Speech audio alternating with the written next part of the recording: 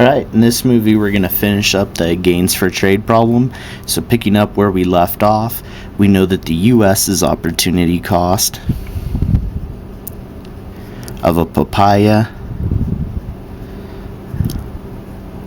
is 3 apples, while Mexico's opportunity cost of a papaya is 1/2 an apple.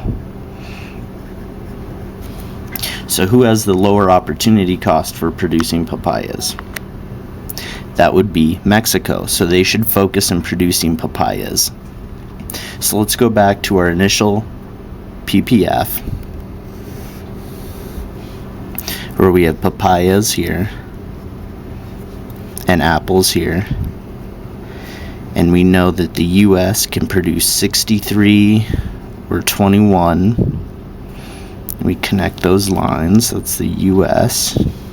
And then we draw in Mexico, where they can produce 12 or 24. And connect those lines. And now let's just say, for the sake of argument, before they started trading, the U.S.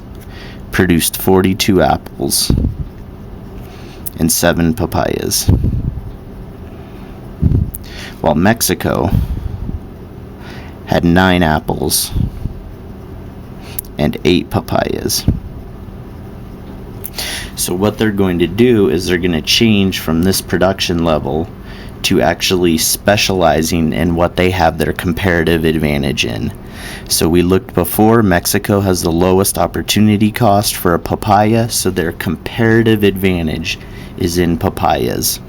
So they should focus exclusively on papayas and produce no apples. The U.S. should focus exclusively on apples and produce no papayas.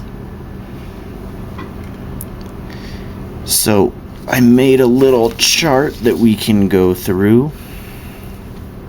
Hopefully you can see what's going on here. I'll move it around, but we have production before trade, with the U.S. producing 7 and 42 of apples and papayas, Mexico producing 8 papayas, 9 apples, and then they specialize. So the U.S. produces 0 papayas and 63 apples, Mexico specializes in papayas, produces 24 papayas and 0 apples. Then we have to decide what the terms of trade are going to be. So in order to make it fair, I just decided that 1 papaya would be worth 1.25 apples. So the terms of trade have to be somewhere in between the opportunity costs that each country faces. So the terms of trade here, 1.25 apples, is between the 0.5 opportunity cost for Mexico and the 3 opportunity costs for the U.S. So it's a fair terms of trade. So given these terms of trade, an example would be U.S. gaining 12 papayas, Mexico losing 12 papayas, the U.S. losing 15 apples, Mexico gaining 15 apples. So consumption after trade would be the U.S. consuming 12 papayas, Mexico consuming 12 papayas, the U.S. consuming 48 apples, and Mexico consuming 15 apples. Now the beauty of this is we can draw a new PPF showing where the countries were originally consuming and where they're consuming now. So let's look at papayas and apples. Remember, the U.S. is 63 to 21, while Mexico is 12 to 24, and the U.S. initially was around here at 42 and 7, while Mexico was about here at 9 and 8, and now the U.S. moved beyond their PPF and they're consuming 48 apples and 12 papayas. Well, Mexico also moved off their PPF, and they are now consuming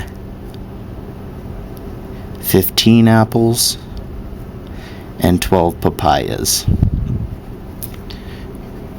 So because these countries decided to specialize in their comparative advantage and then trade with each other, they're actually consuming outside of their PPF. So while it's not possible to produce outside your PPF, it is possible to consume outside your PPF if you trade.